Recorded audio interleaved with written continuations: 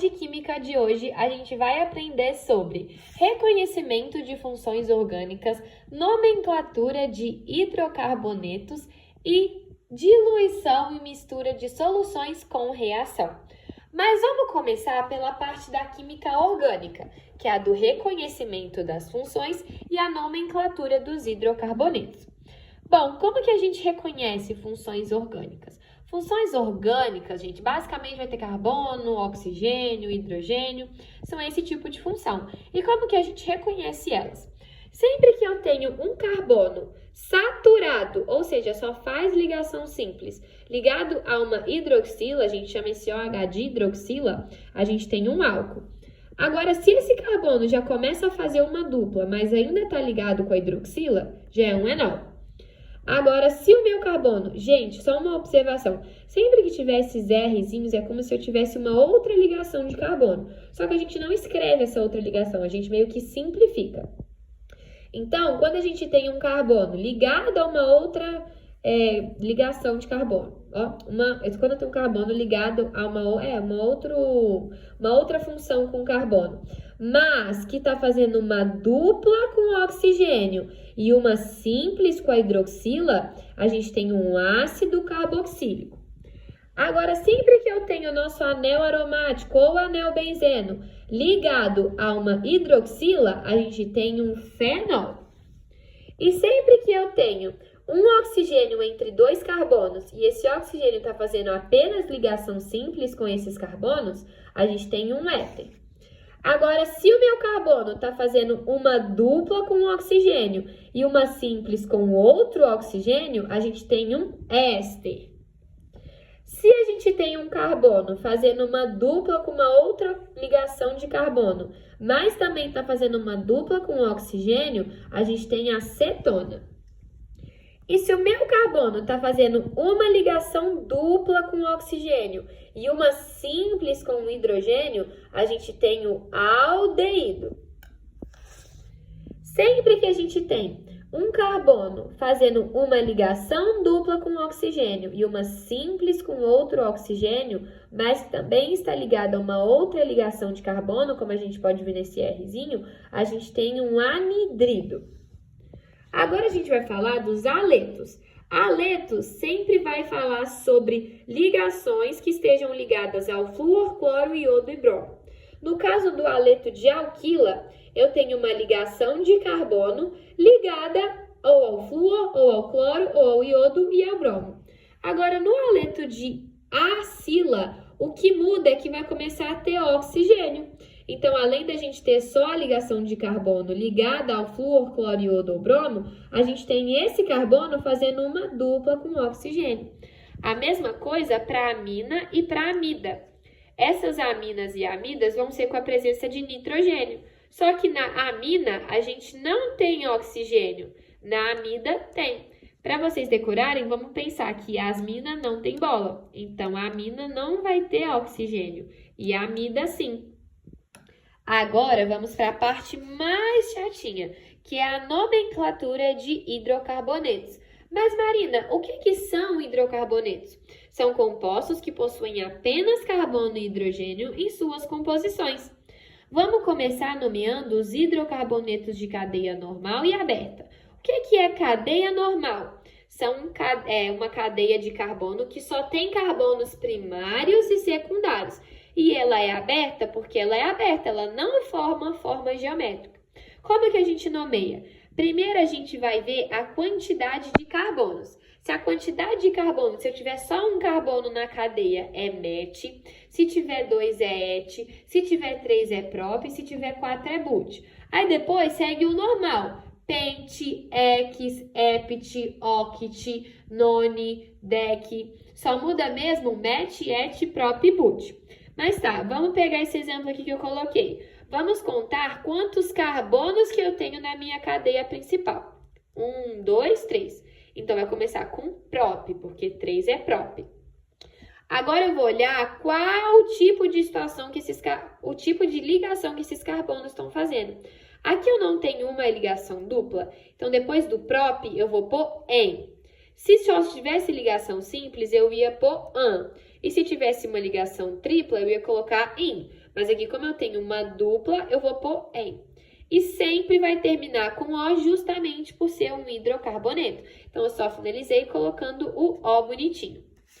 Agora, como que nomeia os hidrocarbonetos de cadeia normal e não aromática, mas que é fechada? Cadeia normal, só tem carbonos primários e secundários. Não aromática, é porque não tem duplas e simples alternadas, mas é fechada porque forma forma geométrica. Como que a gente nomeia? Só por ser fechada, a gente vai começar com ciclo. Só por ser fechada, vai começar com ciclo. Depois, a gente vai contar a quantidade de carbonos que eu tenho nessa cadeia. E depois, eu vou ver qual tipo de ligação que tem e vou finalizar com O. Usando esse primeiro exemplo aqui do triângulo, vamos já pôr o ciclo na frente. Quantos carbonos tem? 1, 2, 3. Então, prop. Só tenho ligação simples, então AN, ciclopropan. E finalizo com O por ser um hidrocarboneto. Então, essa cadeia aqui recebe o nome de ciclopropano. Nesse outro exemplo aqui, coloco o ciclo na frente. Pode pôr o traço ou não, tá, gente? Coloco o ciclo na frente. Aí, agora, eu vou contar quantos carbonos tem. 1, 2, 3, 4, 5, 6. 6 é X, ciclo-X. Só que eu tenho uma ligação dupla, então eu vou pôr em ciclohexen e finalizo com O por se tratar de um hidrocarboneto. Só que a gente tem uma coisinha. Em determinados compostos, quando ele é aberto, a gente precisa localizar onde que está a insaturação. Aí, quando eu vou contar os meus carbonos, eu sempre começo a contar da extremidade que está mais próxima da minha ligação dupla ou tripla.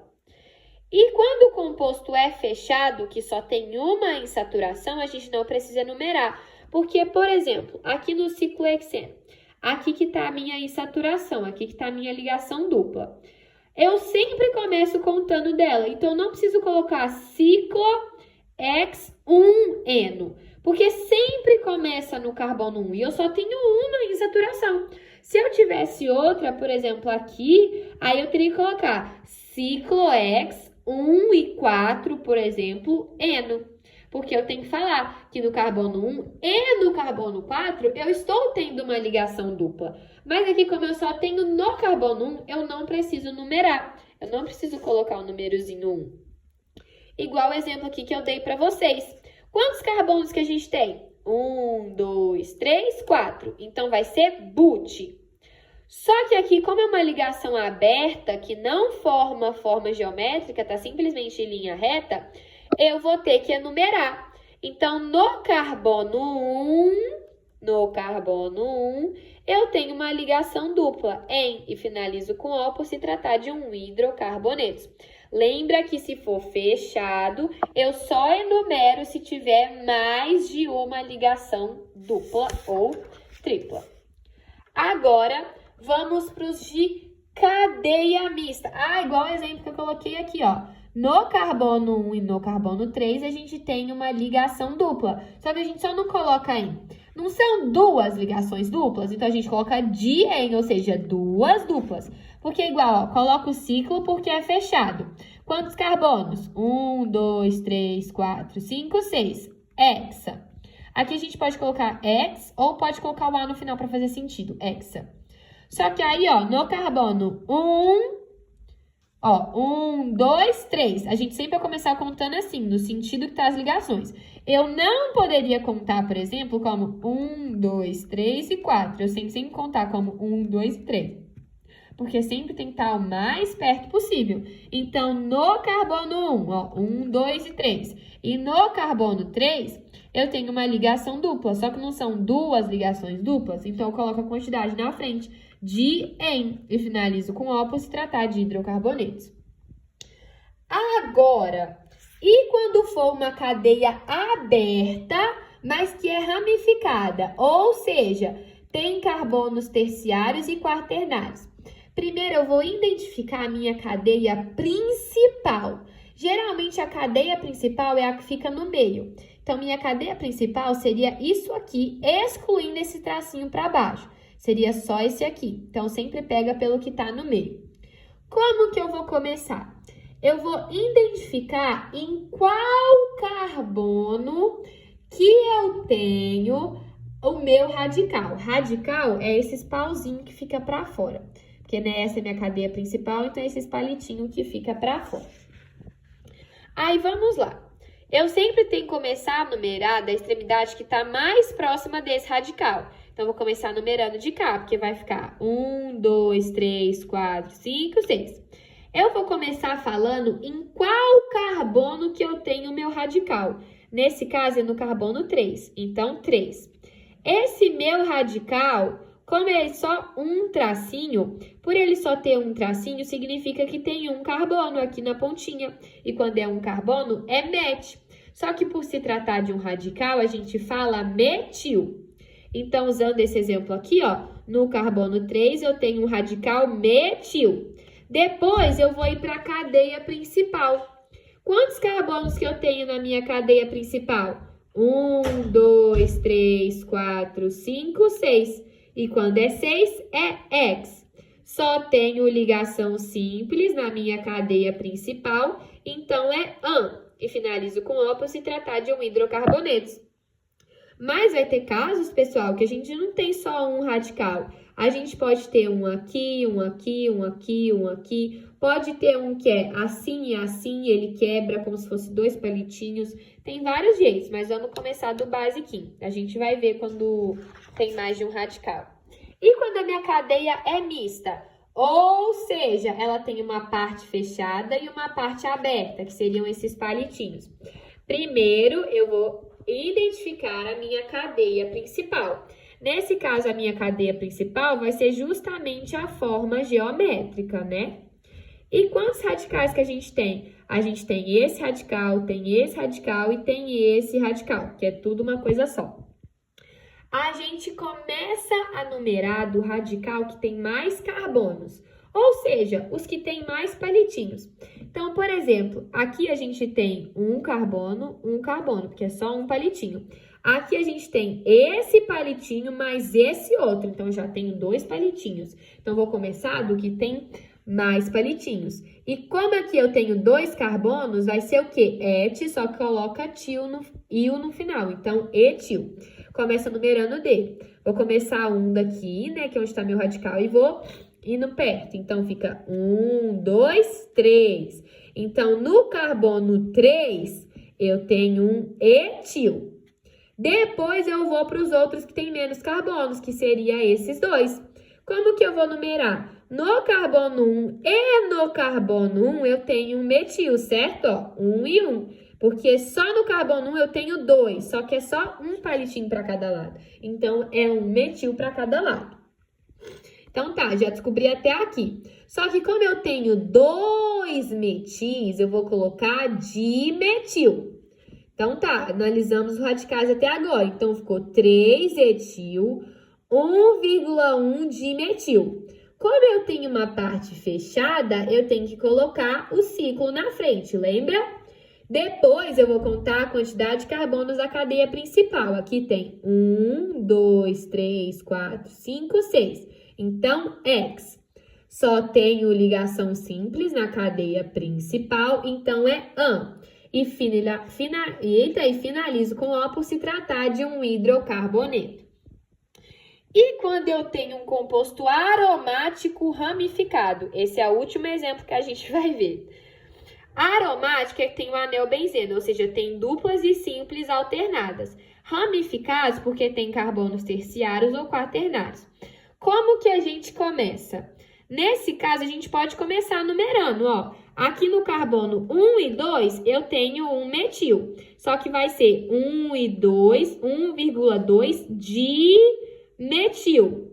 Por se tratar de um composto aromático, ao invés da gente escrever ciclo, a gente escreve benzeno, por se tratar justamente de um composto aromático. Mas, ao invés de escrever 1 e 2 dimetil, 1 e 3 dimetil, 1 e 3 1 e 3 de etil. A gente pode colocar ou a letrinha O, ou a letrinha M, ou a letrinha P. Mas como assim? Se os meus radicais estiverem no carbono 1 e 2, ao invés de escrever 1,2, eu posso simplesmente escrever O, porque vem de orto. Pode escrever orto também, mas a gente abrevia só para a letrinha O. Se tiver no carbono 1 e 3, a gente coloca a letrinha M. E se tiver no carbono 1 e 4, a gente coloca a letrinha P. Nesse caso aqui, como eu tenho um radical no carbono 1 e no carbono 2, eu troco pela letrinha O. Aqui, ó, O.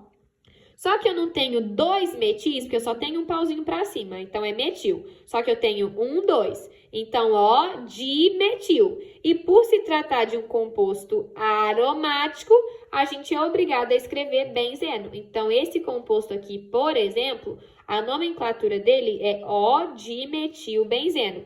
E a gente também pode chamar ele de O-xileno, porque xileno são compostos aromáticos que apresentam dois radicais. Então, como aqui eu tenho dois radicais, eu podia trocar essa palavra inteira aqui, ó, O-dimetilbenzeno por O-xileno. É só vocês lembrarem que xileno é um composto aromático com dois radicais.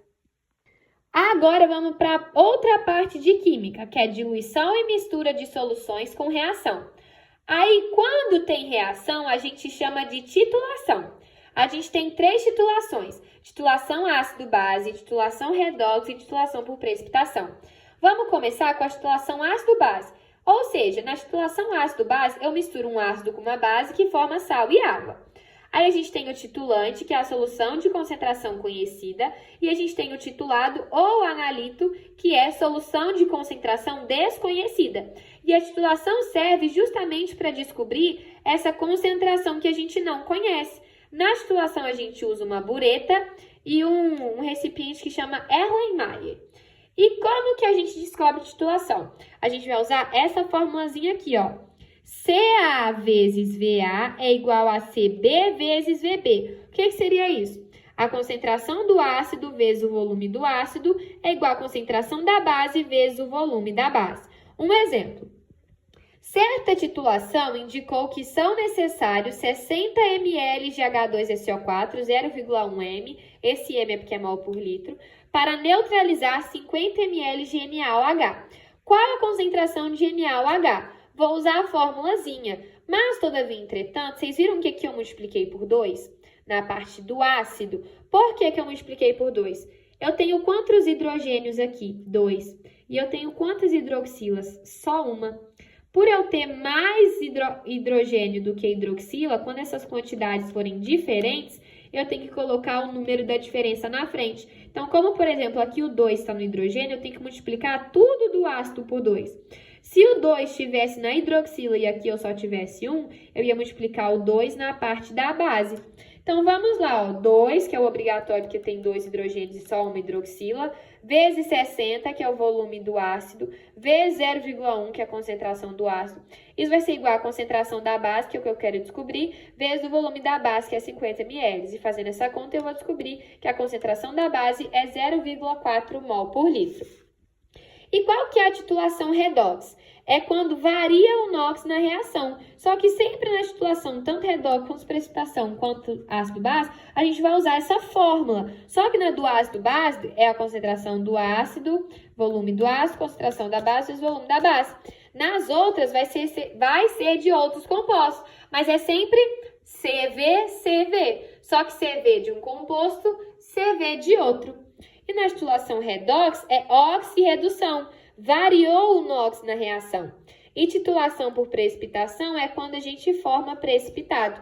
Só que a gente tem uns exercícios especiais, que é quando o exercício já me dá todas as informações. Me dá os 2 Cs e os 2 Vs, por exemplo. Mas ainda assim eu tenho que resolver. O que eu vou fazer nesse caso? Vou explicar para vocês usando um exemplo base sobre esses casos especiais. Vamos lá. Bom, gente, aqui a gente tem um exemplo de questão daquele caso de especial que eu falei para vocês. Ó, inclusive é da UFMG. Juntam-se 300 ml de HCl, 0,4 mol por litro, e 200 ml de NaOH, 0,8 mol por litro. Quais serão as concentrações finais, excesso se houver? Vamos analisar só do excesso, só para vocês entenderem como funciona esse tipo de questão. Aqui ele já me deu tanto o volume do ácido, quanto a concentração do ácido, tanto o volume da base, quanto a concentração da base. Tá, então como que eu vou resolver se ele já me deu tudo? Primeira coisa que eu vou fazer, eu vou pegar a nossa massa molar e adequar para a quantidade de volume que a gente tem. Então, por exemplo, a gente sabe que é 0,4 mols por litro, só que eu não coloquei 1 litro de HCl, eu coloquei 300 ml. Então, eu vou fazer uma regrinha de 3, ó. 0,4 tá para 1000, então X vai estar para 300. Aí descobri o mol do ácido. Agora a gente vai fazer a mesma coisa, só que com a base. Por quê? Eu sei que 0,8 aqui da base tá para 1000, mas eu coloquei só 200 ml dessa base. Então, X vai estar para 200. Aí eu vou descobrir o mol da base. Depois eu vou fazer uma proporção. Eu posso fazer tanto em relação do ácido com a base, quanto da base com o ácido. Aqui eu fiz da relação entre o ácido e a base. Se eu sei que eu tenho 0,12 mols do ácido, quanto que eu vou ter da base? Eu tive que fazer o balanceamento, não balanceamento, tive que montar a reação para eu ver que a cada ácido eu tenho uma base. Então, a proporção é de 1 para 1. Então, se eu tenho 0,12 mols do ácido, eu vou ter 0,12 mols da base também. Só que eu não usei 0,12, eu usei 0,16. Então, concorda comigo que vai sobrar a base? Tanto que é o excesso que a questão pede. Então, se eu tinha 0,16, mas só reagiu 0,12, eu vou fazer essa subtração e vou descobrir que sobrou 0,04 mols de excesso da base. Só que, quantos ml que eu tive no final? 300 mais 200 é 500. Então, esse 0,04 equivale a 500. Só que ele me pediu a concentração final. E concentração final é mol por litro. Então, se em 0,04 eu tenho 500, em X eu vou ter 1000. Aí eu descubro que o excesso, a concentração do excesso que ele me pediu é 0,08 mols por litro. Esse é um exemplo de caso especial que eu tenho todas as informações do exercício. E aí, como que eu faço? Primeiro, eu transformo a nossa massa molar, certo? Transformo a nossa massa molar, descubro a proporção de quanto 1 tá para 1, descubro quem sobrou do excesso e transformo para... Gente, meu áudio tinha cortado, porque parou de gravar sem querer. Mas aí, depois que a gente descobre o que estava em excesso, é só transformar de novo para mol por litro, caso a soma do ml de um e do ml de outro não der 1000. Porque nesse caso, como deu 500, eu sei que o 0,04 está para 500, só que concentração final é mol por litro, eu tenho que passar para 1000. E essa foi a nossa videoaula de hoje. Eu espero que vocês tenham gostado. Qualquer dúvida é só deixar aí nos comentários que eu respondo.